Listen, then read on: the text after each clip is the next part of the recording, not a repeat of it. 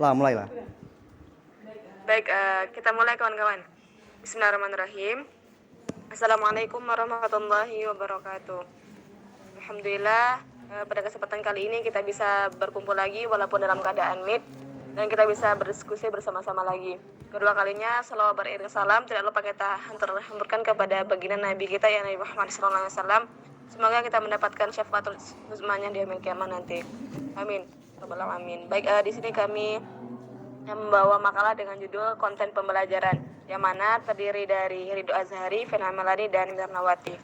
Nah, baik, pemateri pertama akan saya jelaskan. Itu pengertian yang pertama, pengertian dari konten. Nah, menurut Kamus Besar Indonesia bahwa menjelaskan konten adalah sebuah informasi yang tersedia melalui media atau produk elektronik. Nah, sehingga dapat digunakan untuk menampilkan berutut sedemikian rupa lewat menyampaikan konten dilakukan melalui berbagai media seperti televisi, CD, audio, bahkan sekarang sudah dapat melalui telepon genggam atau handphone. Nah, yang selanjutnya yaitu jenis-jenis konten. Nah, jenis-jenis konten itu ada 6 jenis konten. Di antaranya jenis-jenis konten berupa tulisan atau teks. Nah, biasanya bisa kita temukan dalam halaman buku atau halaman website. Yang kedua,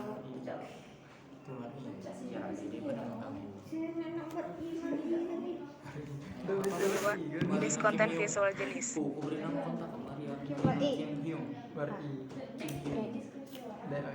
Konten lainnya atau video visual. Nah, yang ketiga, jenis konten atau audio. Nah, konten audio itu adalah konten terbentuk suara yang bisa kita dengar. Yang selanjutnya itu jenis konten audio visual. Nah, jenis konten video visual adalah suatu jenis konten yang terbilang kompleks. Maksudnya itu meluncurkan video atau video.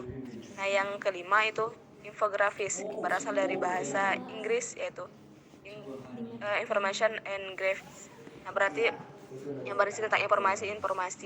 Nah, yang terakhir itu ada electronic book atau e-book. Nah, ini adalah buku bentuk file berkas yang bisa diunduh dan dibuka pada perangkat komputer atau ponsel atau laptop. Nah, hanya itu yang bisa saya sampaikan.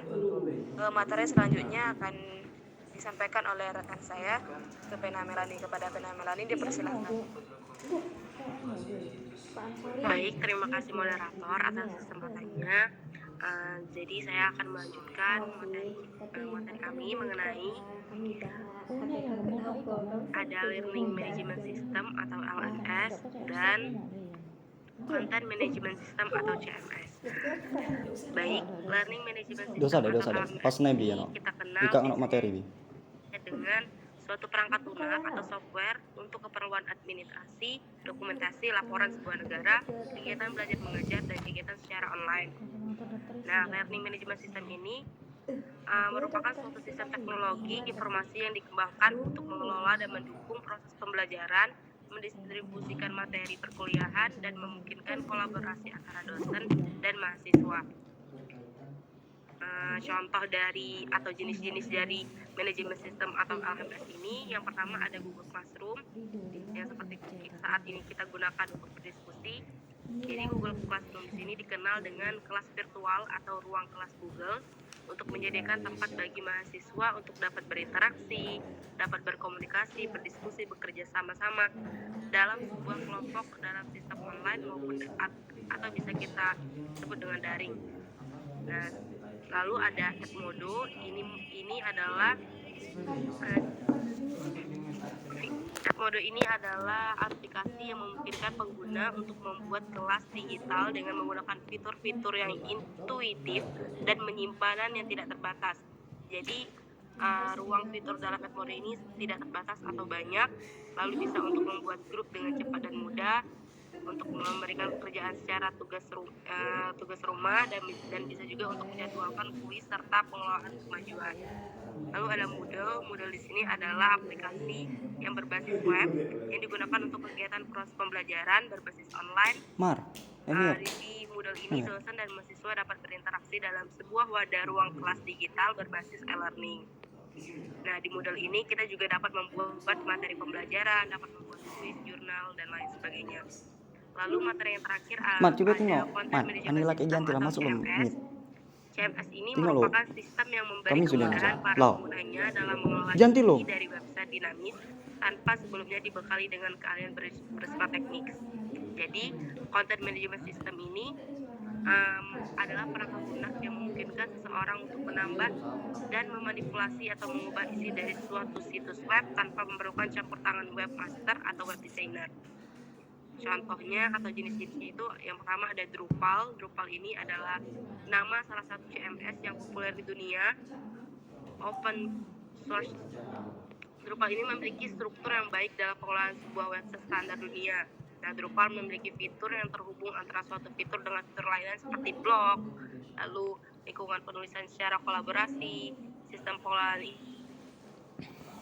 isi, mengupload file, forum atau newsletter. Lalu ada yang terakhir Codes. Ini merupakan website yang dapat mengadministrasi dinamisnya dengan lebih mudah. Nah, Codes ini berfungsi sebagai kerangka web untuk digunakan oleh situs kecil, menengah, dan besar. Lalu ada Joomla, Joomla. Ini merupakan situs website yang dapat dimanfaatkan untuk aneka kebutuhan website. Joomla ini sengaja dirancang secara khusus untuk memberikan kemudahan dalam penggunaan, perawatan, dan pengelolaan website. Jadi berguna untuk penggunaan, perawatan, dan pengelolaan website. Kelebihan dari penggunaan Content Management System ini adalah yang pertama kita dapat fasilitas untuk template, kulit luar atau skin dari website, dapat mengganti secara cepat tampilan web seperti halnya mengganti skin pada WinApp player dan selain sebagainya. Itu saja yang dapat saya sampaikan. Saya kembalikan ke moderator. Lah habis oh. Baik, terima kasih kepada Saudari Vena telah menjelaskan beberapa materi yang telah dipaparkan. Nah, baik, di sini saya akan menyimpulkan pemaparan materi kita pada hari ini, yang mana dengan adanya konten adalah yang mana dengan bahwa konten adalah bentuk sajian informasi yang di dalamnya dapat berupa hiburan, berita, atau informasi lainnya disajikan secara rasional melalui media. Konten dapat berupa artikel, video, audio, maupun multimedia yang diunggah di internet sehingga dapat diakses secara mudah. Nah, konten di media sosial memang ada yang bersifat positif maupun negatif. Sangat disayangkan apabila banyak beberapa konten yang membuat nilai negatif ketimbang nilai positif. Nah, disinilah khususnya remaja diharapkan bisa merancang ide mengenai konten media sosial yang positif, khususnya yang bersifat edukatif. Meskipun karakteristik media dapat dilihat melalui media sosial yang memiliki karakteristik khusus yang tidak dimiliki oleh beberapa jenis siber lainnya. Nah, mungkin hanya itu yang bisa kami sampaikan. Kami mohon maaf apabila ada kata-kata yang salah. Kepada Allah kami mohon ampun. Kami akhiri. Wassalamualaikum warahmatullahi wabarakatuh. Waalaikumsalam. Aragil di awal bercanda. Sudah. Beda.